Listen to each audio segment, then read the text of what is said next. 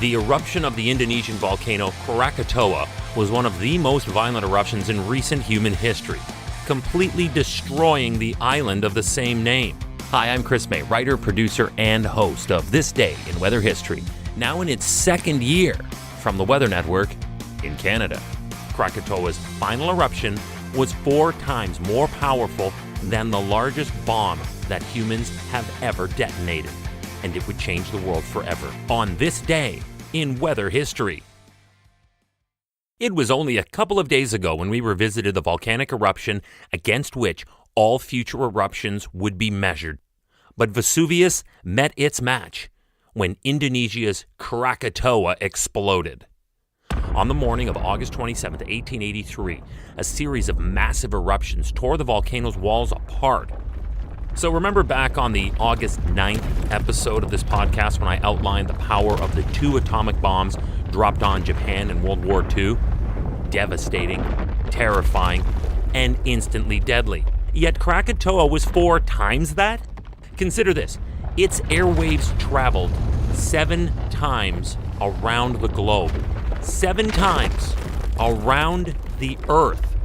The number of those who died instantly was pegged at 2,000 as a result of thermal injury from the blast. That is, remember, the same way the initial people died in Hiroshima and Nagasaki. Yet another 38,000 were estimated to have perished in the tsunamis that followed the collapse of the volcano, resulting in over 70% of the island of Krakatoa and its surrounding archipelago being destroyed as it collapsed into the caldera below sea level. The question is, were there warning signs? Let's investigate. May 19th, 1883.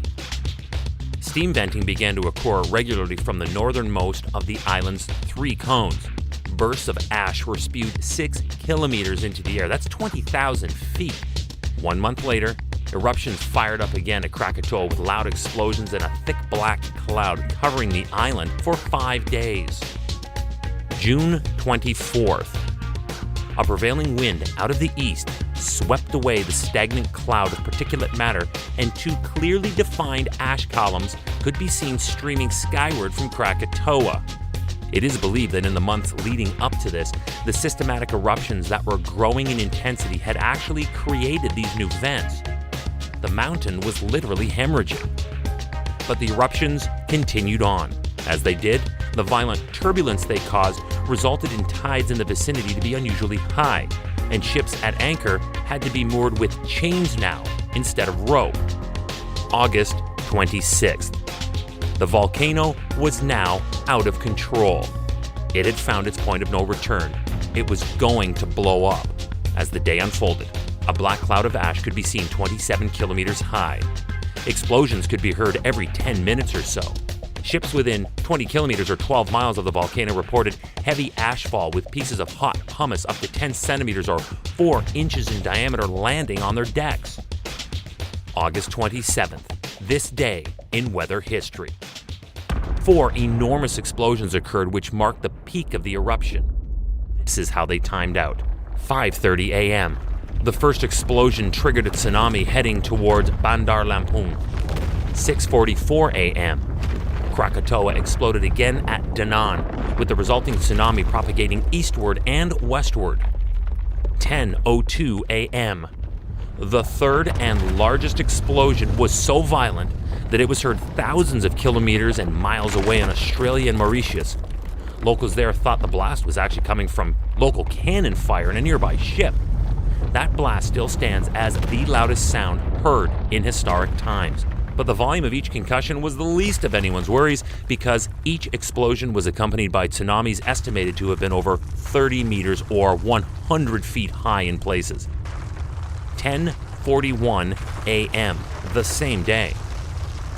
A landslide tore off half of Krakatoa volcano along with the remainder of the island to the north of Krakatoa, causing the final climactic explosion. Each of the 4 great explosions was accompanied by large pyroclastic flows resulting from the gravitational collapse of each eruption. This caused several cubic kilometers of material to quickly flood the sea. Then there's the effect to our atmosphere. The explosions hurled an estimated 11 cubic miles or 45 cubic kilometers of debris into the atmosphere, darkening the skies up to 275 miles or 442 kilometers from the volcano. In the immediate vicinity, the dawn did not return for 3 days. Average global temperatures were as much as 1.2 degrees cooler for the next 5 years. So yeah, looking back, this plus land masses that totally disappeared or were never repopulated afterward would qualify me to say that the Krakatoa volcanic eruption changed the world forever. And it did this all on August 27th, 1883. This day in weather history. Tomorrow is August 28th, and this is where I tell you all about a very rare tornado event. The 1990 Plainfield tornado that happened on this day in weather history. We'll talk about it tomorrow with me, your host, Chris May.